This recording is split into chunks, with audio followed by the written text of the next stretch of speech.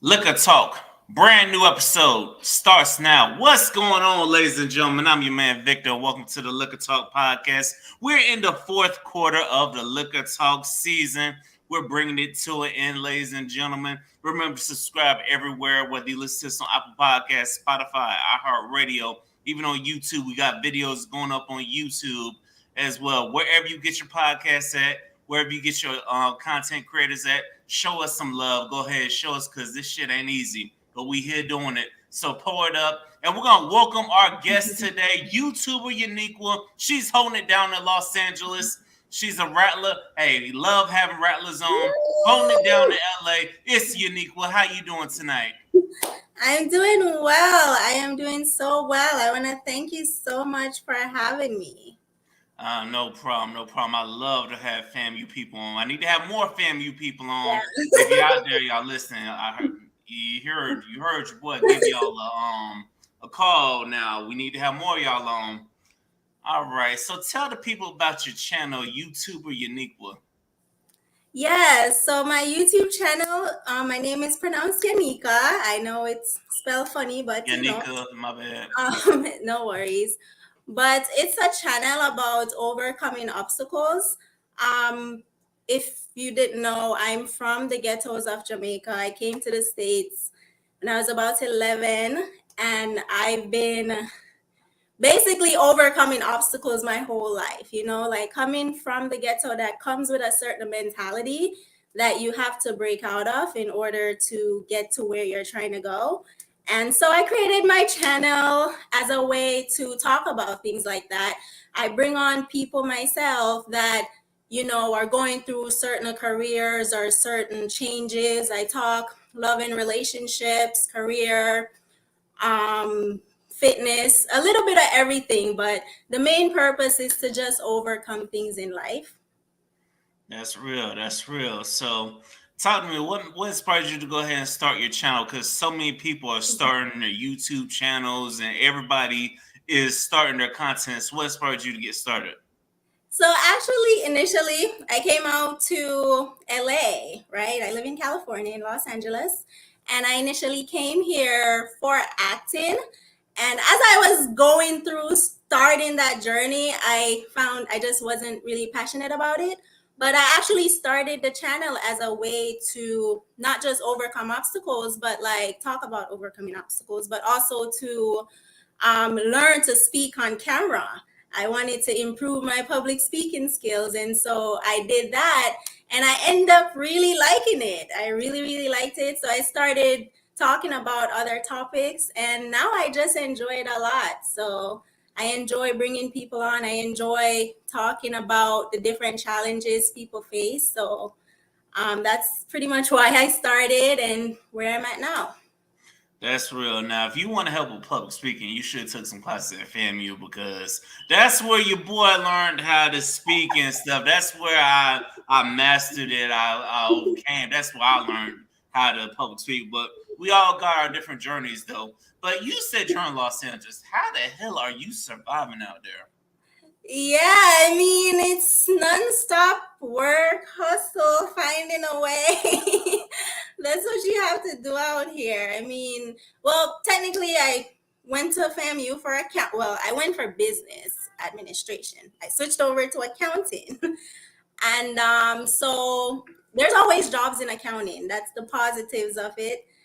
And so that's how you survive. You pick up little accounting jobs or whatever here and there. I actually started a bookkeeping and tax company now, which is to launch later in the year. So you just find a way out here. I think it's more difficult for those who are pursuing certain entertainment careers, because you have to you can't work like a regular 9-to-5 type job. Like you have to work like Postmates and work little odd serving type jobs like that, which sometimes aren't reliable as far as income goes. So I think those people typically have a more challenging time out here than someone who's able to pick up like a more stable type of job, if that makes sense.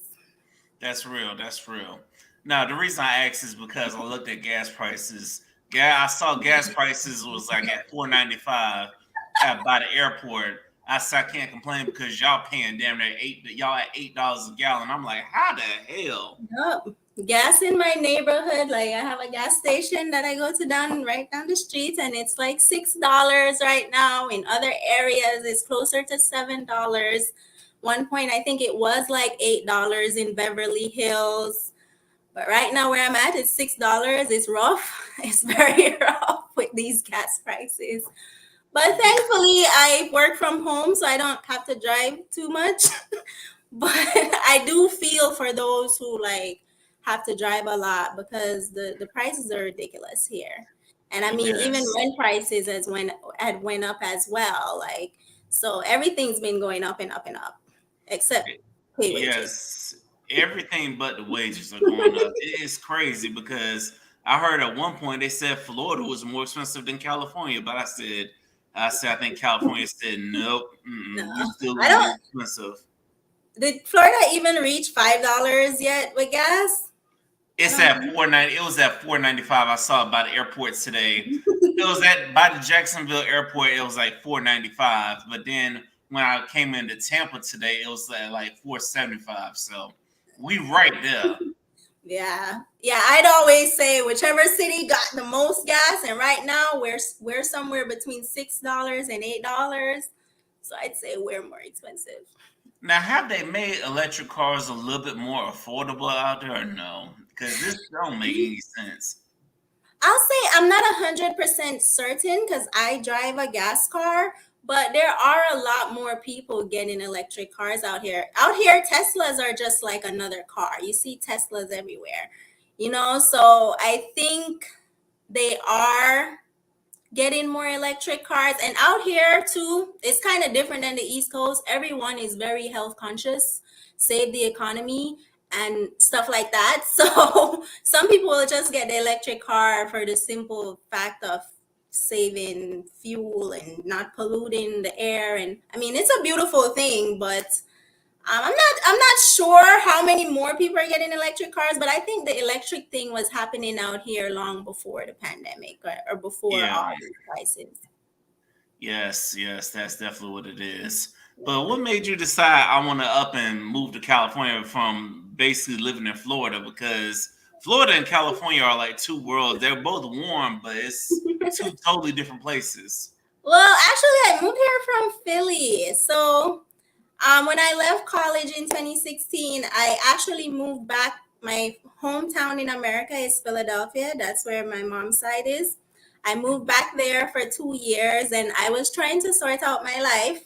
Like, okay, what do I want to do in life? What's this? What's that? I mean, I graduated with accounting, but I wasn't even sure if I wanted to do accounting. It's weird. Like, you graduate with something, you're like, I don't know if I want to do that. But while I was there, I was thinking to either move back to Florida, to South Florida, or I was like, why not move to California and try to pursue dreams? Well, I had this childhood dream of being an actress and model.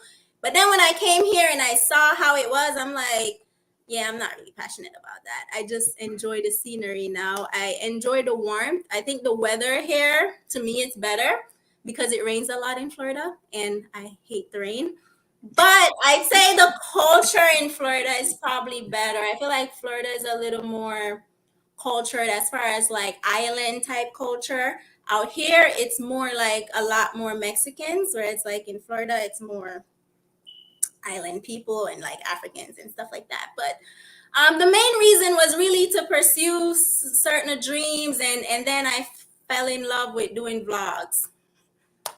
Mm, that's real. That's real. You know, we were probably at FAMU around the same time because I graduated spring 2016. So Oh yeah, then yeah, we were then. Wait, we're the yes, same year then.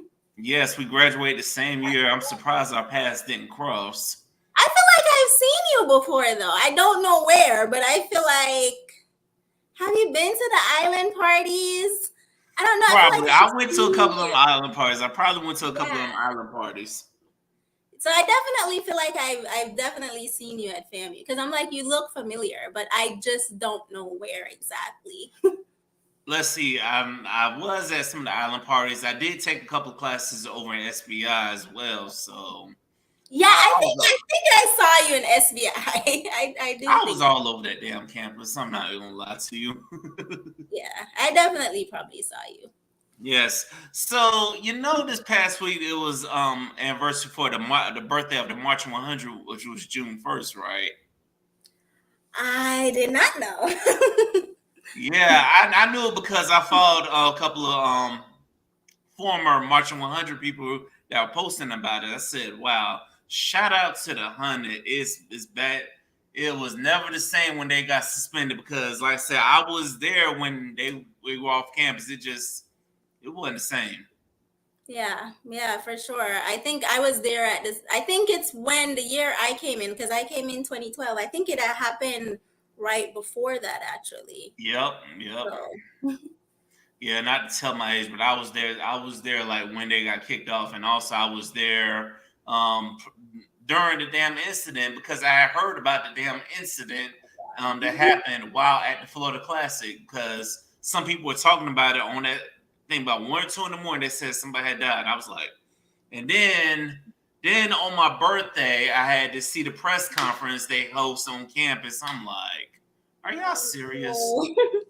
Y'all bring this shit up. They go hard because it's a black school, yeah. but white schools they do it all the time. No, that's very true, which is really sad. Funny enough, when I applied to FAMU, I didn't even know what a HBCU was until I got there. I had no idea about college. I knew nothing. I kind of, as a teenager, I was figuring it out on my own. So when I went and then they start talking about hazing and all this stuff, I'm like, what is that? Like, I'm like, what is that? I feel like I was going through college just learning what college is exactly, where I feel like a lot of people came in already having an idea of college. So when I came in, and I heard, like, even sororities were getting suspended, and fraternities, and then the marching 100 thing, to me it was all like, what's going on? Oh, so you probably one of the ones that I'm gonna come here, I'm gonna get my degree, and I'm gonna get out. I'm not. I don't give a damn about campus life. What's all this bullshit going on? Well, funny enough, I mean, I was intrigued, but like, I was a broke college kid, so it's like I tried to get involved. I feel like the only thing I really got involved in was the Caribbean group, because it didn't cost much to be involved with that. But like joining a lot of other stuff, I honestly didn't have money to join it. But I mean, I always found everything there interesting. I did technically was a part of campus life. I mean, I was president of the Caribbean group. I was the Miss Caribbean Student Association at one point. I was a treasurer at one point. So and we did collabs with other organization on campus. So I actually was technically involved in campus Okay, I life. see you. I see you. I see you. So listen, it was a lot of good times. And I was involved too. I did a lot of different things. I was in NAACP. I was in the Men of Strength. I was also in National Association of Black Journalists and stuff. So I was in Nice. all that stuff. Oh, And you're from also, J school. yes, that's Okay. why I told you if you wanted to learn about public speaking, you should have took a couple courses at FAMU. But don't you? But to all my people out there, let's consider going to college. If you're gonna go to FAMU, go there, and also don't take the public speaking class. It'll help, but the broadcast announcing class that'll definitely get you right. Oh, nice. Yeah, yeah, for sure. I mean, money was like a bickle for me in college, so I couldn't just be taking like random classes. All the classes took were like classes I needed, sort of thing. So, Oh, I got you because um, you probably coming from out of state, weren't you? technically, yeah, they considered me out of state. Hmm. More power to you because I know a lot of people that still went to FAMU despite being out of state, and I respect the hell out of that because you could easily find a way to stay in your home state. So Yeah. Well, funny enough, I was living in Florida the year before my last year of high school I spent in Florida with my uncle. It was just a lot with that, why I never became in state, but it was interesting because I didn't know what college was. I didn't even know there was a difference between in-state and out-of-state until I got to college. I'm like, what is this? Like, why am I being charged so much? You know, like those out-of-state fees are nothing to play with. I actually wouldn't encourage people to go out of state for school unless you're getting a scholarship, like Yes. almost a full ride or close to one. You better That be would getting a be full ride scholarship. And honestly, that's why, because I applied for some other HBCUs, but I was like, you know what? Y'all tripping with these fees and stuff because I'm here in yeah. Florida. Because I looked at Tennessee State, I looked at Alabama State, I looked at Hampton also, but I was like, nah, these fees are ridiculous. And also, I even looked at our rival Bethune, but they private asses. I'm like, Oh y'all a yeah, damn doing private Bethune school. would make sense. Yes, Bethune wouldn't make sense because it's like the campus is so damn small. It's like a high school. I know high schools are. I've seen bigger high schools than Bethune Cookman campus. I And guess the FAMU Bethune rivalry still lives on in you. it always does. You know what's funny is because I actually had a Bethune Cookman Wildcat on Liquor Talk a couple of episodes ago. She was talking that mess, but we recorded. But she didn't have nothing to say when I came on her podcast with my FAMU hoodie after the classic, though. Yeah, I don't think Bethune wins that battle. And I'm not even just speaking as a rattler, just speaking as a person. I'm just like they're not big enough. They're not They'll get there one of these days. I wish they would just go ahead and. I think what would help them is if they got state funding and somehow, possibly for sure. But ladies and gentlemen, this is Liquor Talk. The more you drink, the better we sound. So go ahead and pull up that liquor if you haven't done so already. Your boy's on some rum tonight, so go ahead and pull up some liquor. Ooh, what kind of rum you got? Believe it or not, I have a coworker who's from the islands. They inspired me by Ray and Nephew. Ooh. See, I know my island rums a little bit. I know my island rums a little bit. I'm done. Yeah, Ray and Nephew will definitely get you there. Yes, it definitely does job. But what's something you miss about college life? I feel like I miss how simple it seems life was. Like when you leave college, you basically have to formulate your own schedule and formulate your own this. And when you're in college, you have your classes, they're set, right? And then you know, okay, they're having this party or that party or that event or this event. So it's like you kind of know what you're expecting. And I feel like in the real world, it's like stuff hits you left and right out of nowhere. And trying to figure out all of that, I say I miss the simplicity of college.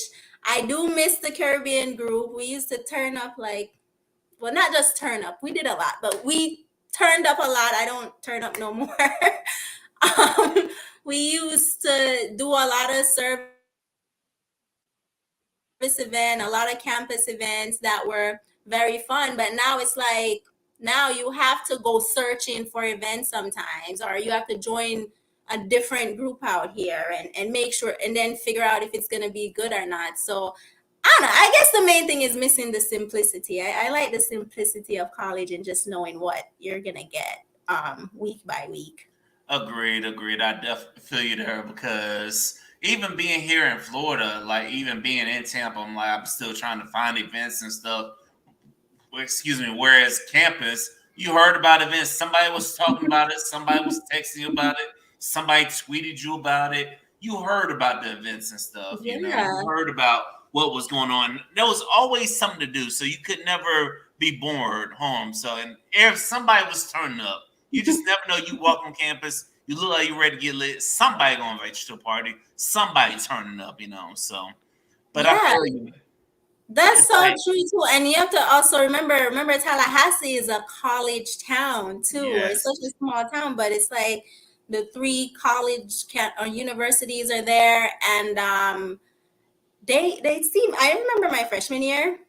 It was a party every day, like of the week almost, right? My Yes. freshman year, I was at a party like every week. I never partied in high school, so going to college, I'm like, ooh, I'm free parties. Like I was there my whole freshman year. Like I think I went to one party a week. It was crazy. Like and Tallahassee being such a college town made it even crazier.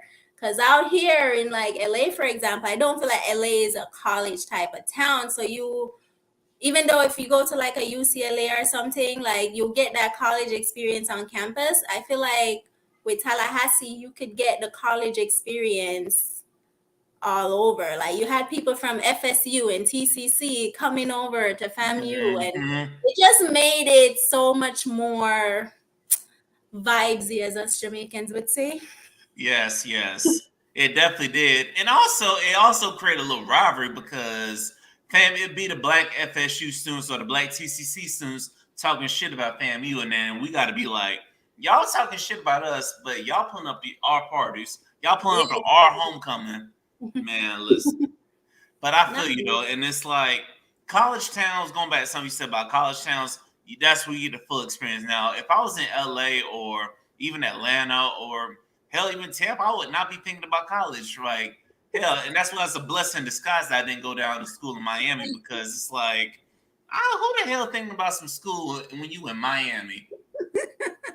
No, that's so true. When I think about it, I'm actually really thankful I went to college in a college town. I feel like it did make my little bro college experience a lot better. Hey, don't feel bad. I had a broke college experience too until I started working and stuff.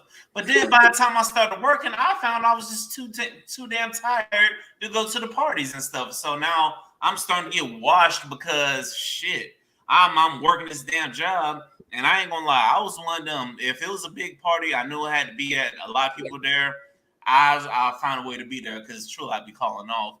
But and I feel you on the not partying so much until I got to college. So, but what I learned to do is what people need to do is get your studies done before you go out to the parties. Because one of my friends, he was a doctoral student. He rubbed off on me because I would see him in the library. I see bro in the library doing his studies, and then he'll hit me up like, "Hey, 9, 10 o'clock, bro. We're gonna go out tonight." I'm like, "Okay, cool." So, of course, that second semester, I started, okay, let me get my studies done during the daytime and stuff, get everything I need to get done. And then I'm going to go out here and then I'll hit the streets and turn up. So, what's something you regret about your college time? Is something you wish you can go back? You could just have, if you could go back, what's something you wish you could change? That's something I would wish I changed in college. Honestly, I tend to live life with no regrets. So I feel like I wouldn't be where I am if I didn't go through even all the struggles I went through in college. I feel like I wouldn't become the woman that I am. So I can't say there's any regrets. If there's stuff I would change, like one of the ways I was able to like even afford school was every year, like I'd go to like FAMU Foundation. I'd stay in the dorms, and then every year I'd go to the foundation and have them cover the dorms. So I never really paid for housing when I was on campus, technically, because the foundation covered it. But my last year, I decided to move on campus, off campus, thought it would be cheaper. That was such a bad idea. I should have stayed my ass on the college apartments. So I think that's probably the one really bad mistake I made. But I wouldn't change it for anything because what I went through, I feel like pushed me to where I am today. And I'm very happy with where I am and where I'm going. So if I take away that experience, it wouldn't have built the character that you see today. Let me put it that way. I definitely agree with that. Now that I think about it, I definitely agree with that. Although I will say that I found like if I would have known about the FAMU Foundation, I would have just simply tried to apply through housing through there because I was dealing with the on campus living because I found that when I broke down the math and I found a cheap place at the time, I come out paying, if I just get the net check, pay up my rent, I'm good compared to, having to live on campus and then having to get a meal plan and stuff. Those Yeah. things added up. But one thing I do agree with you on not changing much, but one thing I do wish I would change, I wish I would have met the one while I was on campus, like so many people Oh did, because there's so many people I know of that they met the one while they were on campus. And I'm like, you blessed motherfuckers. no. Because truly this dating pool is trash right now. Yeah, there's, what do they say? There's pee in it. There's a lot of pee in it. And I wish, I guess I would have met the one there. I thought maybe I would have. I thought, there was a point I was seeing someone while there, and I thought we would maybe one day work out, but we just weren't a good fit. And I wasted too much time on that, honestly. So that's probably why I missed my whatever one was at FAMU. But I tend to think that everyone's life is not meant to go the same way. Some people are meant to meet their person in college, and some of us are meant to meet our person after college. I feel like going through as a single person, you experience life a little different Mm-hmm. in your 20s than going through as a person in a relationship. And I feel like I learned a lot about myself going through my 20s as a single person that I probably would not have learned if I was in a relationship earlier in my 20s, I think. Yeah, I definitely feel you there, and I definitely think about that. Yeah, it makes some sense because you do go through things differently. But I can say a blessing out of it is at least we're not one of those people who got pregnant, who got someone pregnant and had to leave campus after the Wait. freshman sophomore year. So at least we didn't get a kid out of Oh, it. So, but oh I yeah, say that's shout good. out to the ones that had the kid and still stayed put, because I know so many people as soon as they had a kid, it was a wrap. They were going that No, next yeah, semester. I'm like, they because were. I remember running into somebody. I was working at a call center somewhere.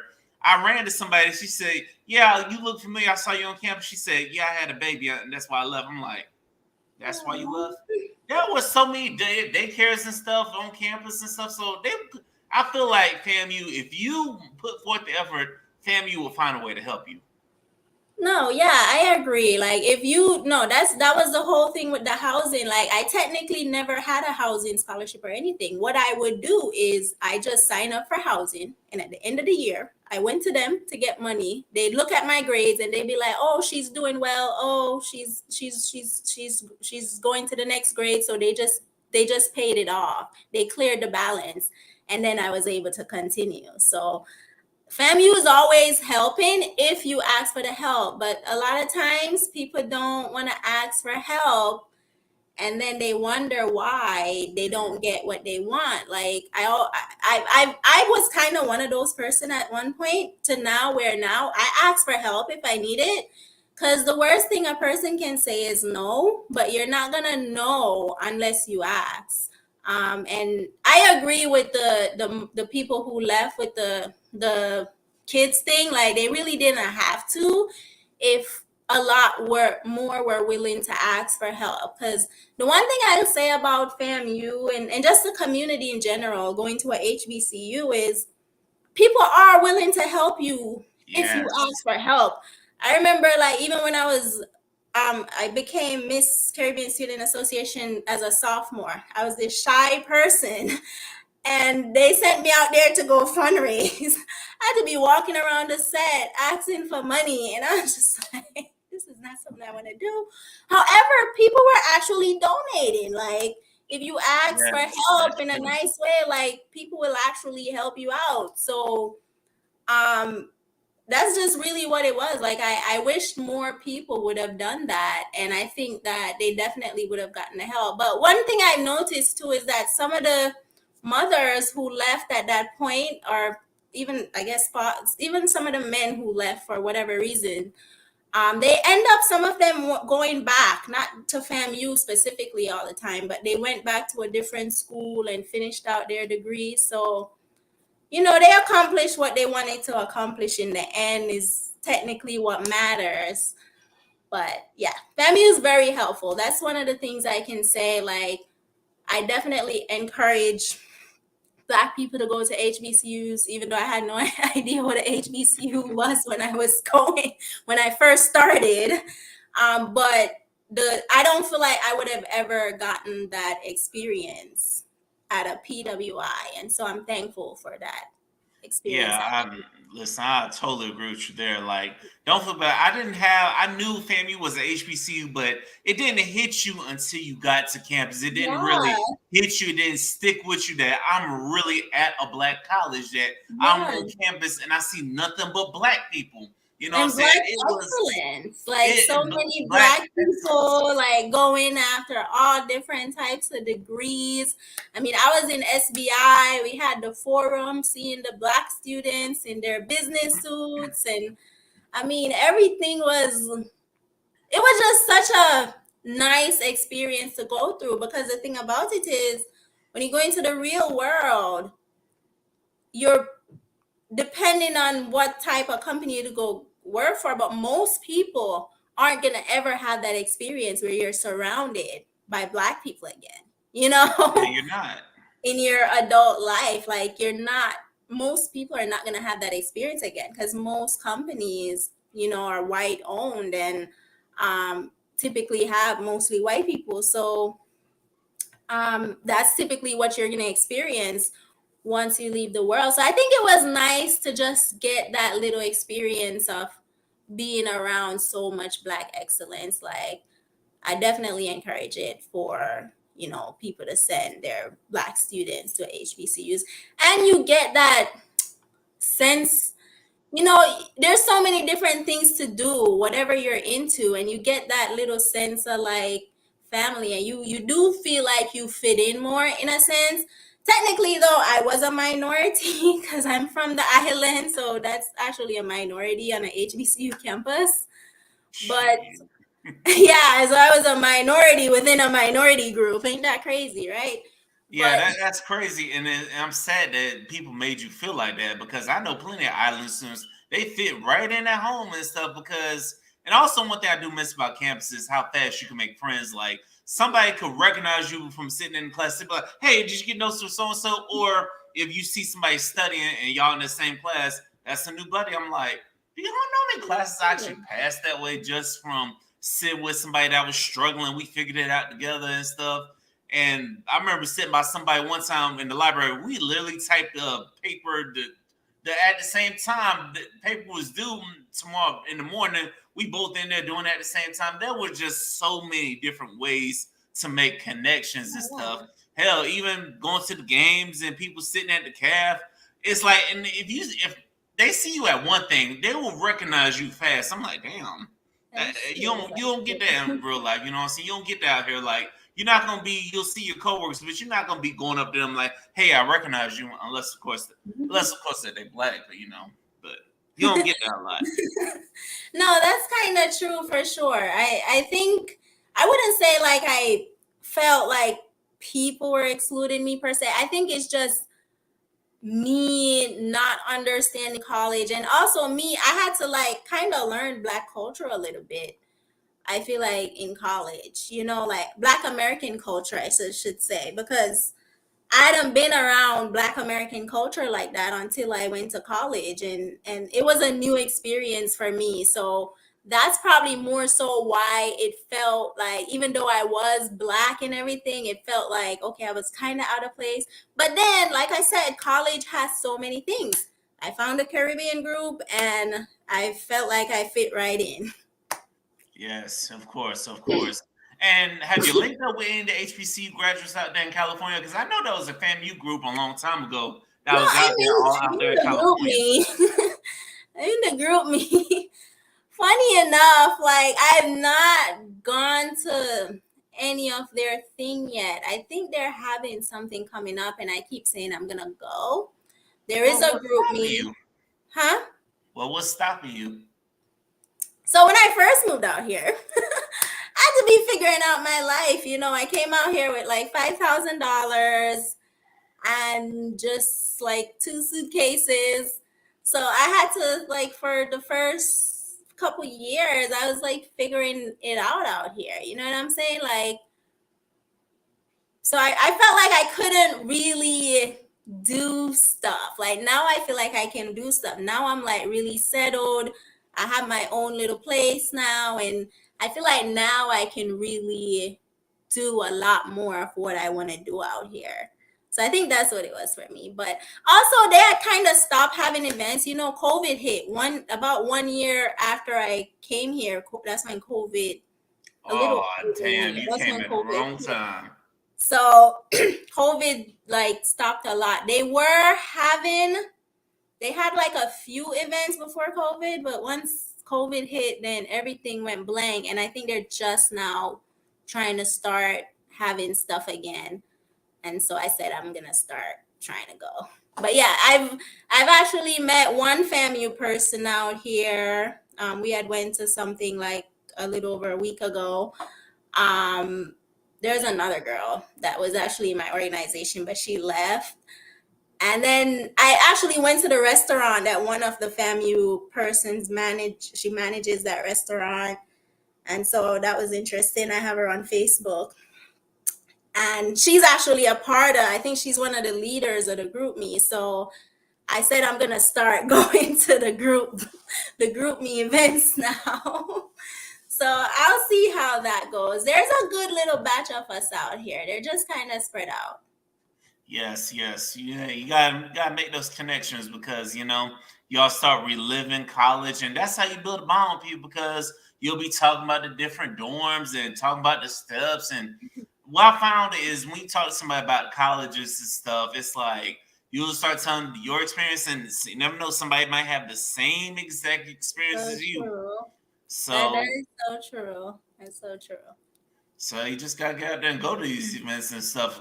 And They I'm don't telling have you, on that top of many. That's the problem too. It's like they'll have one event, but it's like if I have something else going on that day, I can't make the event. So now I gotta wait however long for them to come up with another event because they weren't really active due to COVID. So hopefully now they'll maybe start doing monthly events so that I can actually make the events or one no, or don't feel bad. I'll be saying the same thing about the FAMU chapter in Tampa Bay. I'm like, all these people here in Tampa, y'all can't make nothing happen. Like, come yeah, on. there's a lot of FAMU people in Florida in general and in Tampa Yes. especially. So y'all, you So don't go I to the feel you on that events? pain. I'm like, y'all ain't really making nothing happen. Y'all not talking about going to events and stuff.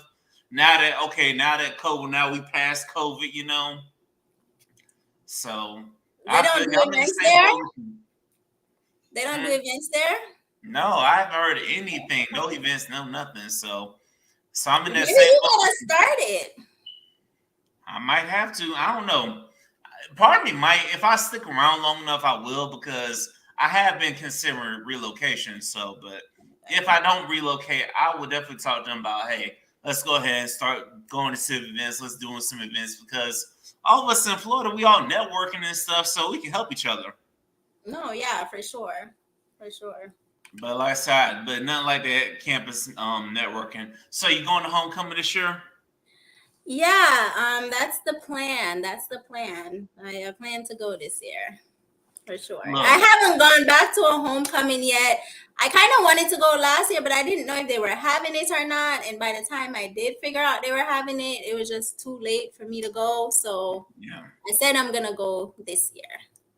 I'm gonna try to go this year, even though it's gonna be a struggle to find a hotel. But I'm gonna try to go this year because even though this year is gonna be a struggle because Florida State and FAMU have football games the same weekend. Usually, what happens is Florida State's either on a bye or they're playing an away game, but they got their game at the same time FAMU game, so Tallahassee is gonna be crazy that weekend.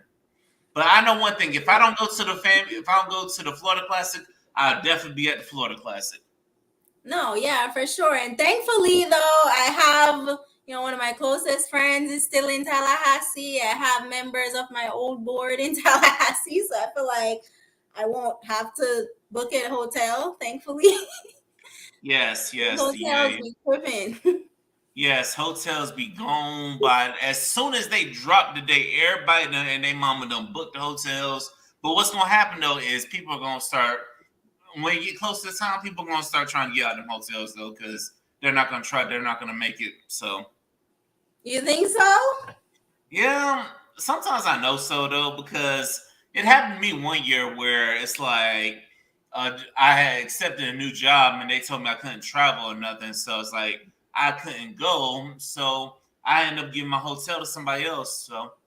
Okay, that makes So sense. I know if I can do it, I know if somebody else is out there. So, but Yeah. I'm definitely gonna get that hotel booked because I'd love to do a live show at my hotel with the people. Yeah, that would be cool. That would be so Yes, it would cool. definitely be cool because, like you, I haven't been back since I graduated, and we graduated around the same time, and I haven't had a chance to drive up there because outside of FAMU, it's just nothing to do. Outside of colleges, it's just nothing to do in Tallahassee.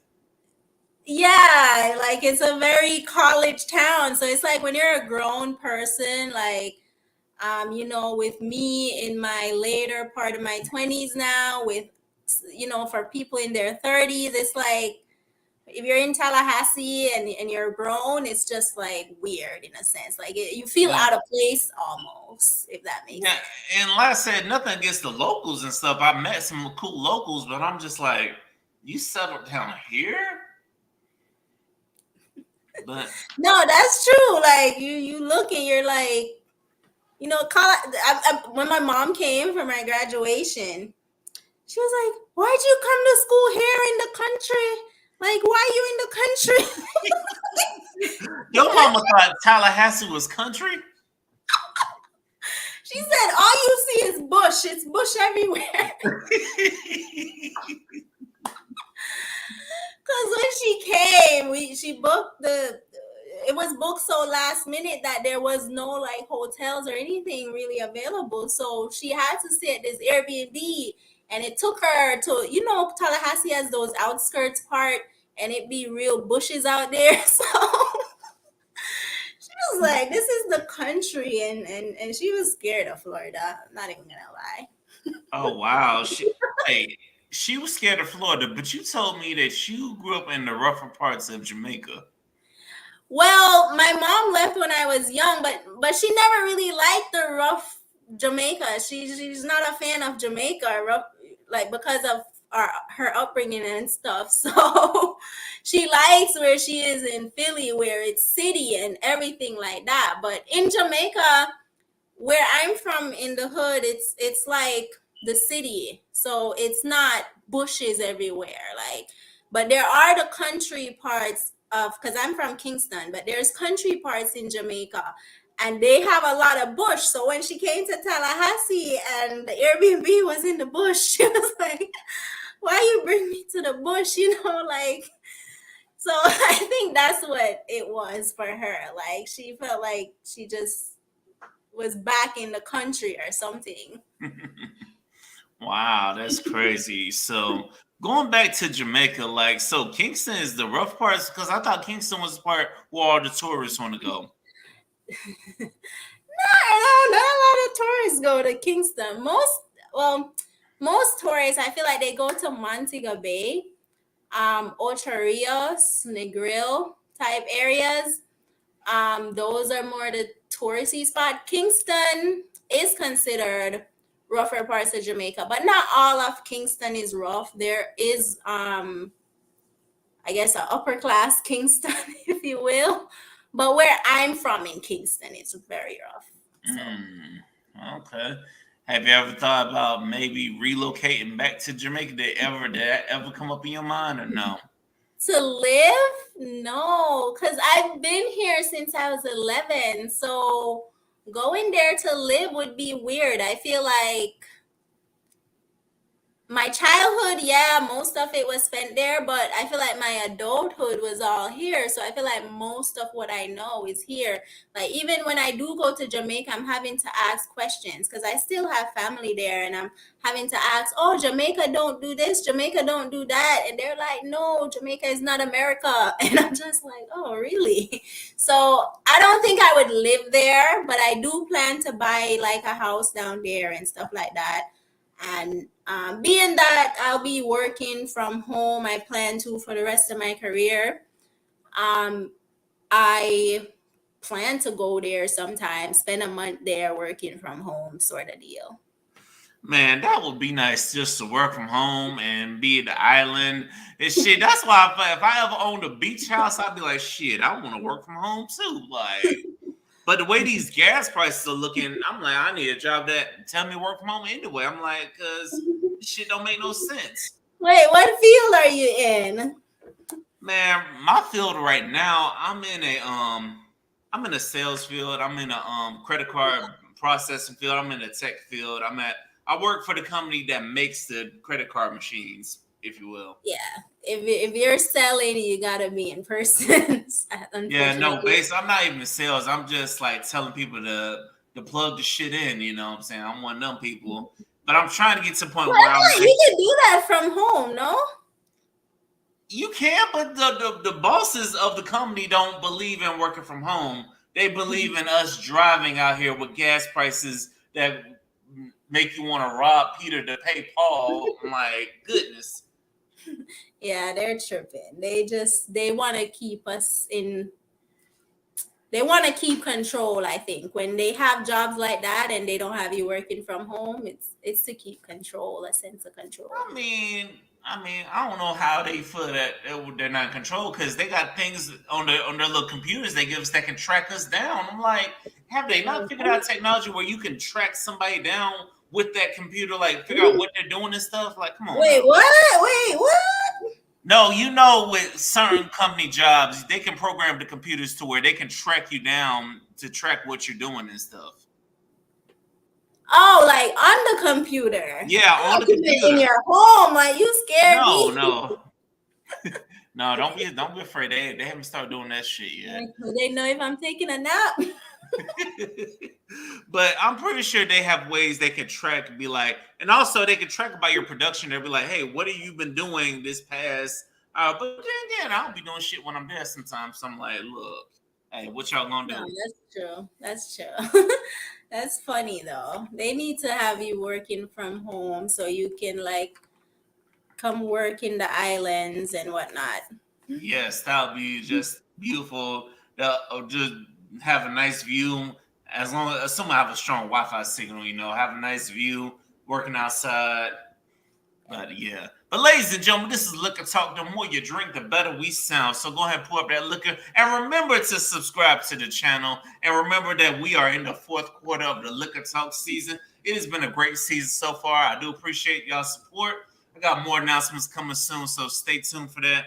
And also, speaking of Philadelphia, I didn't even read the story, but I want to say rest in peace and prayers up to the residents of Philadelphia because I heard there was another mass shooting, and I heard there was a Oh my shooting in God. Philly. I'm like, I first just we got a saw shooting. that today Yeah, for this call.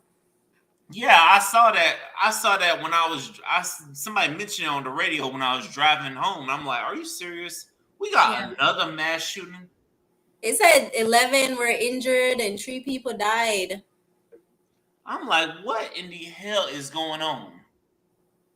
I don't know. It's like I was saying the other day before the Texas shooting, I get a lot of news notifications on my phone, and I was saying I'm getting a lot of mass shooting notifications. Like felt like every other week there was a mass shooting. So I kind of was like, what is going on? Then the Texas thing happened.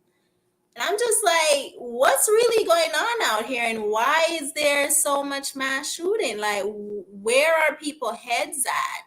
Like, is society getting to a point where people are so mentally exhausted they just want to keep shooting up the place?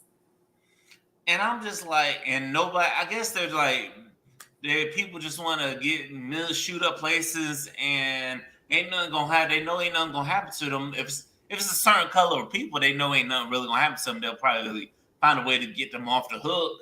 But honestly, people be looking at the government to do something. I'm starting to believe they're not gonna do nothing until it's somebody of color beat up shooting up these places. Like, let it be a black person going up to these places shooting at other people and stuff. That's when they'll do something about it. But until then, but they know it's black people ain't that crazy.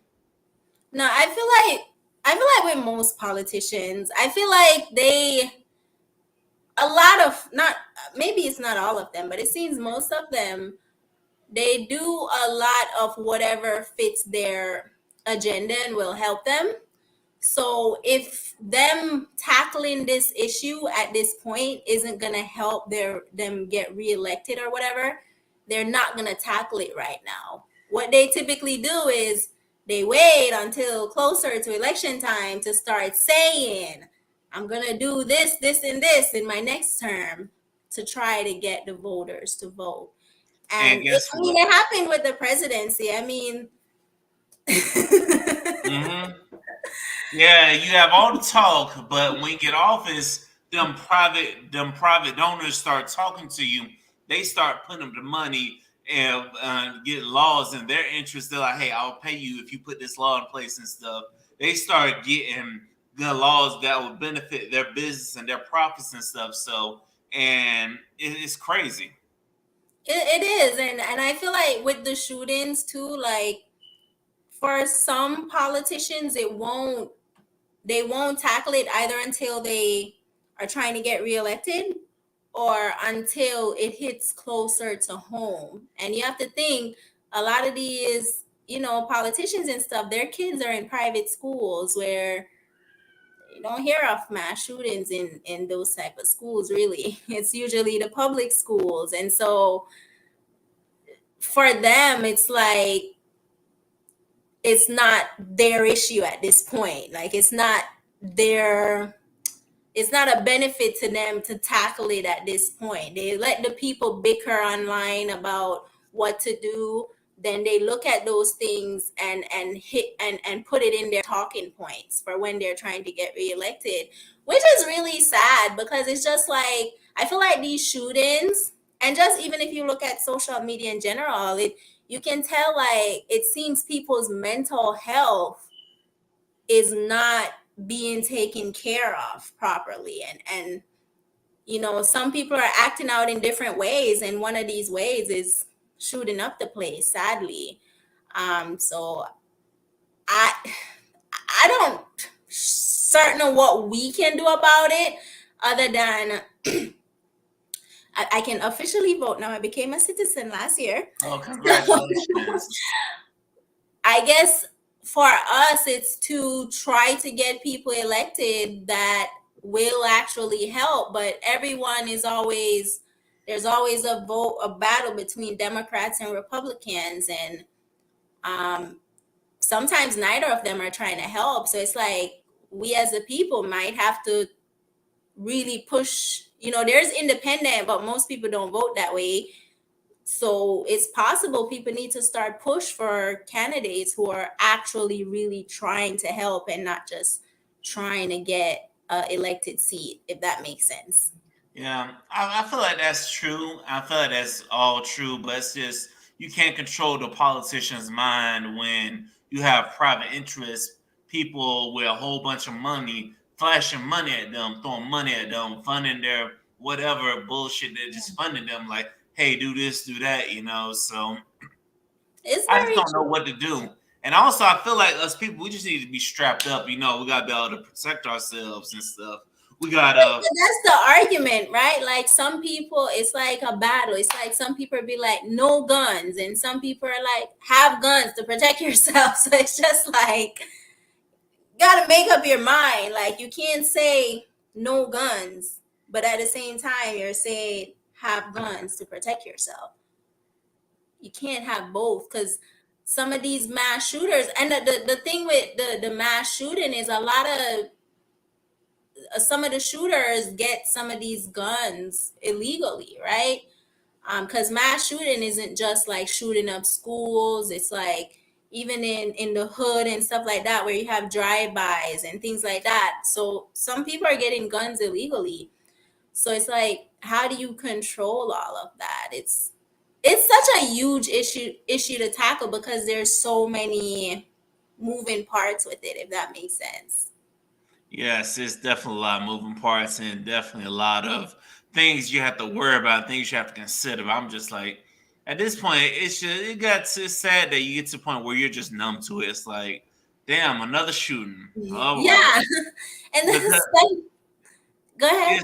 it's just like you just get numb to it. Just say, damn, another shooting. Prayers up. We need to stop this bullshit. And then a few days later, it's something else that you didn't got distracted by.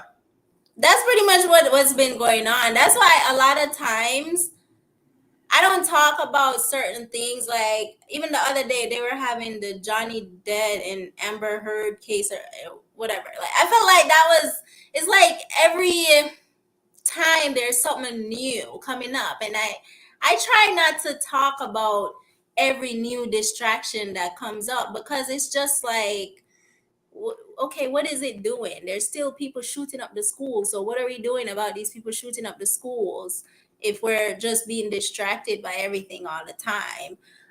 Now I will say the one in Texas, I feel like that should have never happened because that 18-year-old, to me, an 18-year-old is a kid, shouldn't be able to buy no AK-47. First of all, nobody should be able to buy an AK-47 because what do you need it for? Like, what you need an AK-47 for if you're a just regular citizen? It's one thing if you have like a regular gun, like, okay, burglar trying to break in your house, you shoot them. But what you need an AK-47 for unless you plan to be shooting up places? You know, like, so I think it's just certain things like that can be tackled a little better, but will they? Who knows? Because actually some of these shooting plays into these politicians' hand because when you have the people online talking about it, they can look at what the majority are saying and then put that in their talking points, and boom, they get elected. Yeah. At this point with my lectures, I'm just like, look, I'm not tired of y'all saying y'all gonna do this, y'all gonna do that. Y'all gotta show me this time because look at y'all president. Mr. President say he gonna do this, do Yes. that. And yet nobody's been doing it though. I honestly, I'm not gonna lie, I forget Mr. Joe Biden is the president sometimes. I forget. Like sometimes You I forget, was you asking a forget. friend. I feel like you forget because you don't have somebody in office making a distraction every damn day. I'm like, damn. Well, I Yeah. will say, I asked a friend the other day, I'm like, did you like it better that, Trump was like visible and in your face, or do you like it better with Biden being hidden and you don't know what the heck is going on? I don't know. I'm kind of like, look, I need to know what the hell you up to. Whether you just on Twitter all day and stuff talking shit, or you just actually being a president. It's interesting. It'll be interesting this next election to see what talking points he's gonna come with, because I think he said he was gonna cancel student debt, and all he's been doing to people, I think he has been pushing it back for people. But why do you keep pushing it back? Just cancel it. Like, you don't need, Exactly. obviously y'all don't need the money, so just cancel it. But they Exactly. won't, because they're keeping people on a string. They're feeding them. It's like feeding the mouse the cheese. Give a little bit of cheese and get them in the trap until election time. You tell them, "Oh, I'm gonna do it next time, next term." Like that's what they hit you with. Mm-hmm. It's some madness. So what you trying to do with your channel for the remainder of the year? Yeah, so I have a few collabs coming up this month. And then I'm actually gonna do a LA series where I go around LA and just showcase various things in LA. And I actually want to go to the hood in LA. Little scared, Oh, but she want to I'm go to gonna Poppy, get y'all. me a local to take me there so I don't look like a strange face. And I just want to go there and just show people what LA is really is. I think people see all the glitz and glamour on TV, but most people, like, one of the places I take people to when they come visit, I take them to Skid Row. I'm like, first, if you don't know what Skid Row is, it's where, like, there's a homeless. Oh, I've seen Skid Row. I was like, oh my goodness. We were driving down one night. We saw it. I'm like, holy shit. Yeah, I take people there. I'm like, this is LA. Yeah, like they don't really show this on TV. So that's what I want to do. I want to do a series actually showcasing how LA actually is. Because a lot of people, when they ask me about how I'm doing and stuff, they tend to think like LA is this glitz and glamour place. To me, LA is just a regular city. Is Hollywood here? Sure. But most people are not living some Hollywood lifestyle like people think that they are. So I want to showcase the real of what LA actually is. That's real. That's real. Lastly, why do people need to subscribe to your YouTube channel, Yaniqua? Yeah, subscribe because it's an exciting channel to just watch and listen to, and some of the conversations I have coming up, it's some of the things that I think people need to hear. I started talking more on relationships. It seems to be kind of a hot topic these days, and I really didn't want to go into it, but I feel like we're at a place in society where a lot of people are very lost out here in the dating market, in the relationship market. Everyone's confused because there's so many rules, and so those are some of the things I'm like trying to tackle on my channel. I also will have I made a ghetto mentality video talking about my experience in the hood and coming away from the hood and how I got out and came to where I am. But I'm also going to have other people from the hood come on and share their stories. And so I think for my channel, I think people who just looking to be more motivated, people who are going through hardships. I face many hardships that I also talk about on my channel, and I have more topics about that coming up. Overall, to just help people get to a better place. I feel like we're at a weird part in society where a lot of things in social media is not very real, and I feel like I give the real on my channel. I give the true world, the real world of what's actually happening versus trying to glitz it up like people do on social media. So I think if you want an authentic channel, a channel to motivate you, a channel to help you get through whatever it is that you're going through, then Yaniqua is the place to be. That's real. I want to thank you for your time. I want to thank you for coming on, blessing the Liquor Talk with your presence. I definitely appreciate it. I definitely enjoyed this conversation. I'm blessed that you even come on. So thank you for coming on. Thank you so much for having me. And until next time. And listen, like I tell everybody, when you're ready to have me on your channel, I might be in Florida, but I'm just a DM away. I'm ready. I'm ready to make it happen. You know what I'm saying? Because we gotta do this collab thing. I do a collab. We do a collab here, now we gotta do a collab on your channel. You know what I'm saying? We gotta do this collaboration thing. We gotta work together. So whenever you're ready for me, you just let me know. Yes, for sure. I'll get that set up soon. Have to work out my schedule, but I'll get that set up very soon.